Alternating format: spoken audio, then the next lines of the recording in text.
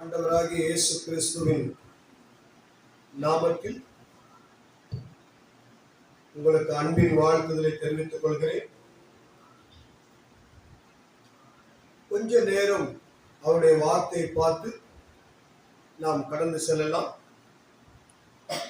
வாசிப்போம். ஆதியாகமம் 12ஆம் அதிகாரம். ஆதியாகமம் 12ஆம் அதிகாரம் எடுத்துக்கொள்ளுங்க.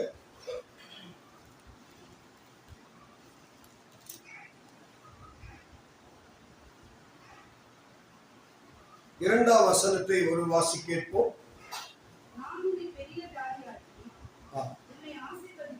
நான் உன்னை பெரிய ஜாதியாக்கி உன்னை ஆசீர்வதித்து உன் பேரை பெருமைப்படுத்துவேன், நீ ஆசீர்வாதமாய் இருப்பாய். அல்லேலூயா. இந்த வார்த்தை நீ ஆசீர்வாதமாய் இருப்பாய் என்று இந்த வார்த்தை சொல்லுகிறது. இப்போ நான் உங்களை பார்த்து ஒரு கேள்வி கேட்கிறேன். நான் ஆசீர்வாதமா இருக்கணும் அப்படின்னு நீங்க ஆசைப்படுறீங்களா? அல்லது மற்றவங்களுக்கு நான் ஆசீர்வாதமா இருக்கணும் என்று ஆசைப்படுறீங்களா? சொல்லுங்க. நீங்க ஆசீர்வாதமா இருக்கணும்னு விரும்புறீங்களா? அல்லது மற்றவங்களுக்கு ஆசீர்வாதமா நான் இருக்கணும்னு விரும்புறீங்களா? Very good. நம்ம நீங்களாம் நான் ஆசீர்வாதமா இருக்கணும், நான் நல்லா இருக்கணும். அது ஒரு சுயநலம் நிறைந்த வாழ்க்கை. நான் நல்லா இருக்கணும், என் குடும்பம் நல்லா இருக்கணும், நான் ஆசீர்வாதமா இருக்கணும், ஒரு குறையில்லாத இருக்கணும் அப்படின்னு. ஆனா தேவன் அதற்காக நம்மை அழைக்கவில்லை. தேவன் எதற்காக அழைத்தார் என்றால், நாம் மற்றவர்களுக்கு ஆசீர்வாதமா இருக்க வேண்டும். ஆமென். ஒரு கிறிஸ்தவர் ஒருவர், அவர் ரொம்ப பக்தியா வாழ்ந்தார், ஒழுக்கமா வாழ்ந்தார். ஆண்டவர் கிருபையினாலதான் ஒழுக்கமாகவும் பக்தியாகவும் உண்மையா வாழ முடியும் என்று அவர் வாழ்ந்து கொண்டிருந்தார். அப்படி வாழ்ந்து கொண்டிருந்த அவர் ஒரு நாள் வேலையிலிருந்து வேறு ஒரு இடத்துக்கு பணி மாற்றத்துக்கு போனார். அந்த வேறு ஒரு இடத்துல போய் வேலை செய்ய அவர் போகும்போது, இவரை போலவே ஒழுக்கத்திலே, உண்மையிலே, பரிசுத்தத்திலே அவர் வாழுகிறதை பார்த்து ஆச்சரியப்பட்டார்.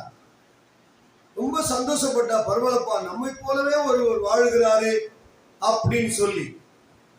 ஆனா இன்னொரு ஆச்சரியம் அவர் காத்திருந்தது. அவர் இயேசு கிறிஸ்துவை அறியாதவர்.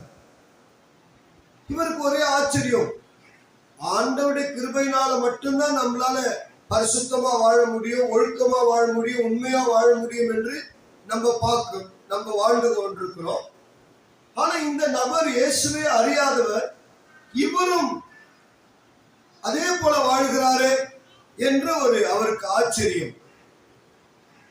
ஆனா பிறகுதான் அவர் கண்டுபிடிச்சார், நாம் நம்முடைய சுய முயற்சினாலே, நம்முடைய சுய பக்தியினாலே, நம்முடைய சுய வாழ்க்கையினாலே இப்படி வாழலாம் என்று அந்த மனிதனை போல நம்ம வாழ்ந்திருக்கிறோம்.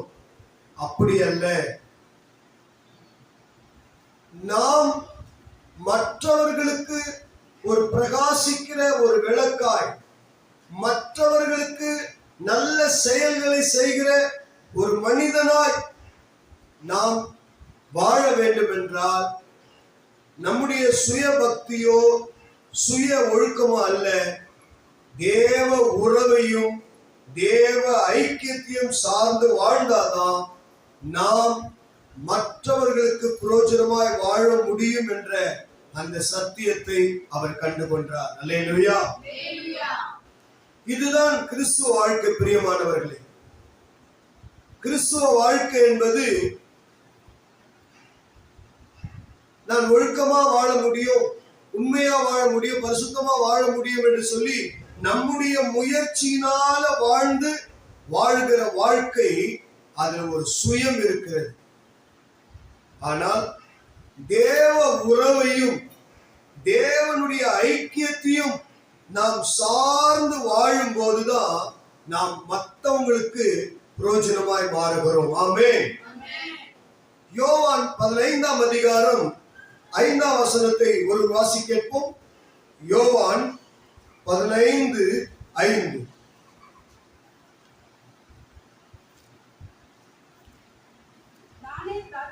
நானே திராட்சை செடி, நீங்கள் கொடிகள். ஒருவன் என்னிலும் நான் அவனிலும் நிலைத்திருந்தால் அவன் மிகுந்த கனிகளை கொடுப்பான். என்னை அல்லாமல் உங்களால் ஒன்றும் செய்யக்கூடாது. அல்லேலூயா. இயேசு சொல்கிறார், நானே திராட்சை செடி, நீங்கள் கொடிகள். ஒருவன் என்னில் நிலைத்திருந்தால், ஒருவன் என்னிலும் நான் அவனிலும் நிலைத்திருந்தால் அவன் மிகுந்த கனிகளை கொடுப்பான். ஆமென். பாத்தீங்களா? நாம் அதாவது திராட்சை செடியோடு கொடி எப்படி இணைஞ்சிருக்குது, அது போல நம்முடைய வாழ்க்கை அவருடைய உறவிலும் ஐக்கியத்திலும் இணைந்திருந்தாதான் நாம் மிகுந்த கனிகளை கொடுக்க முடியும். அல்லேலூயா. அவர் இல்லாமல் நம்மளால ஒண்ணுமே செய்ய முடியாது. அதுதான் மற்றவர்களுக்கு பிரயோஜனம் உள்ள ஒரு வாழ்க்கை.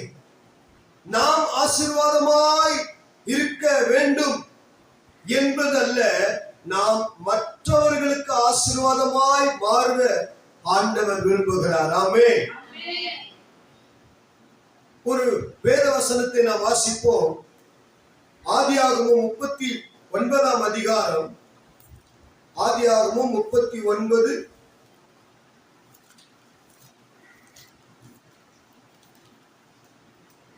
5ஆம் வசனத்தை நான் வாசிக்கிறேன். கவனிங்க, அந்த வசனத்தை நல்ல கவனிங்க. ஆதியாகமம் 39:5. அவனை தன் வீட்டுக்கும் தனக்கு உண்டான எல்லாவற்றுக்கும் விசாரணைக்காரனாக்கினது முதற்கொண்டு கர்த்தர் யோசேப்பின் நிமித்தம் அந்த எகிப்தியன் வீட்டை ஆசீர்வதித்தார். வீட்டிலும் வெளியிலும் அவனுக்கு உண்டானவைகள் எல்லாவற்றிலும் கர்த்தருடைய ஆசீர்வாதம் இருந்தது. ஆமென். அன்பான தேவ பிள்ளைகளே, இந்த வார்த்தை கவனிங்க. யோசேப்பின் நிமித்தம் அந்த எகிப்தியன் வீட்டை ஆசீர்வதித்தார். ஆமென். இந்த வார்த்தை உங்களுக்கு புரிகிறதா? ஆண்டவர் எகிப்தின் வீட்டை ஆசீர்வதிக்கவில்லை. எகிப்தின் நிமித்தம் யார் நிமித்தம் ஆசீர்வதிக்கிறார்? யோசேப்பு என்கிற ஒரு தேவ மனிதன் நிமித்தம், அவன் நிமித்தம் அந்த எகிப்தின் வீட்டை ஆசீர்வதிக்கிறார். இதுதான் மற்றவர்களுக்கு நாம் ஆசீர்வாதமாய் மாறுகிற ஒரு நல்ல அனுபவம். நீங்கள் ஆசீர்வாதமாய் இருக்கிறது பெரிதல்ல, நீங்க மற்றவர்களுக்கு ஆசீர்வாதமாய் மாறும் போதுதான் அது தேவனுக்கு பிரியம். ஆமென். ஆகவே நீங்கள் கிறிஸ்துவ வாழ்க்கை வாழ்கிறோம். கொஞ்சம் யோசிச்சு பாருங்க. நான் மற்றவர்களுக்கு ஆசீர்வாதமா இருக்கிறேனா? மற்ற குடும்பங்களுக்கு ஆசீர்வாதமா இருக்கிறேனா? மற்ற மனிதர்களுக்கு ஆசீர்வாதமா இருக்கிறேனா?